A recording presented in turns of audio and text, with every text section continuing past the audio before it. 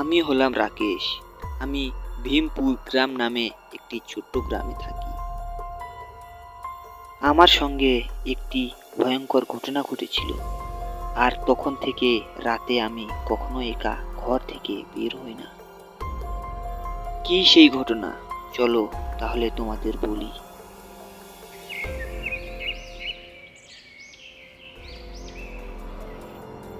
আমি একদিন কিছু কাজের জন্য শহরে গিয়েছিলাম।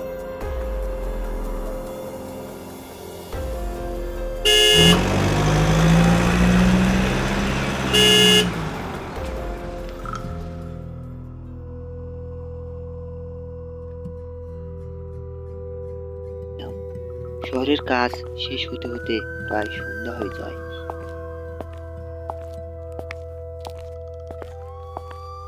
কিন্তু আমি কিছুই মনে করলাম না, আর গ্রামের দিকে আসতে লাগি।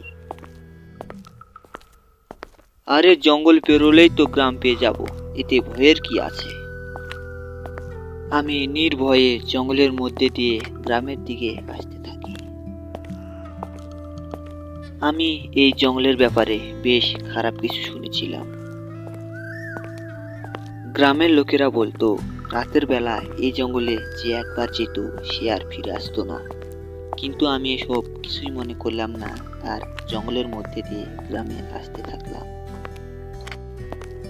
চারিদিকে শূন্য, নিঝুম, জনমানুষ শূন্য, আর তার মাঝে আমি একা নিজের মনে গুনগুন করতে করতে গ্রামের দিকে আসতে থাকলাম।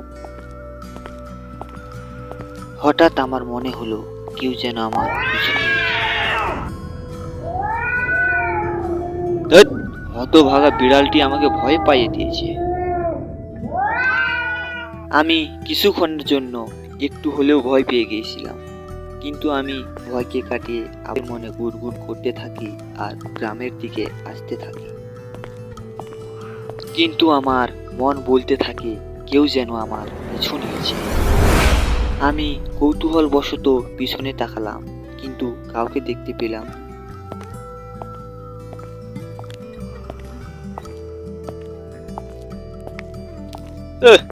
মনে হচ্ছে এইসব আমার মনের ভুল। এত গভীর রাতে কে আমার পিছু নেবে? আমি এই কথা বললাম কি হঠাৎ আমাকে পিছন থেকে কেউ যেন ডাকলো।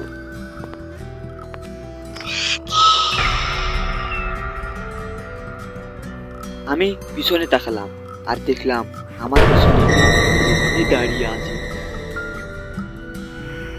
তার নখ চুল অনেক বড় বড় ছিল, আর তার সারা গায়ে ক্ষতর দাগ ছিল। সত্যি বলতে তাকে দেখতে অনেক ভয়ঙ্কর লাগছিল। এটা দেখে তো আমার অবস্থা অনেক খারাপ হয়ে যায়। কিরে, তোর অনেক শখ না একা একা এই জঙ্গল দিয়ে হেঁটে যাওয়া? দাঁড়া, তোর শখ আমি এখনই মিটিয়ে দিচ্ছি। এটা শুনে আমি কি করব বুঝতে পারলাম না, আর ভয়ে দৌড়াতে লাগলাম।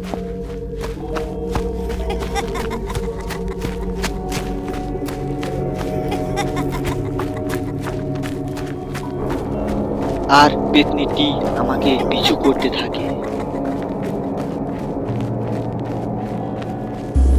অনেক দৌড়ানোর পর অবশেষে আমি আমার গ্রামে চলে আসলাম।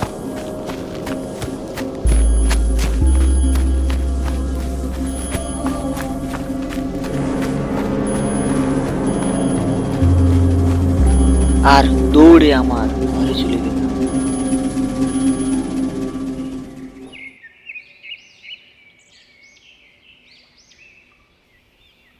এই ঘটনার পর থেকে রাতে আমি কখনোই একা ঘর থেকে বের হতাম না।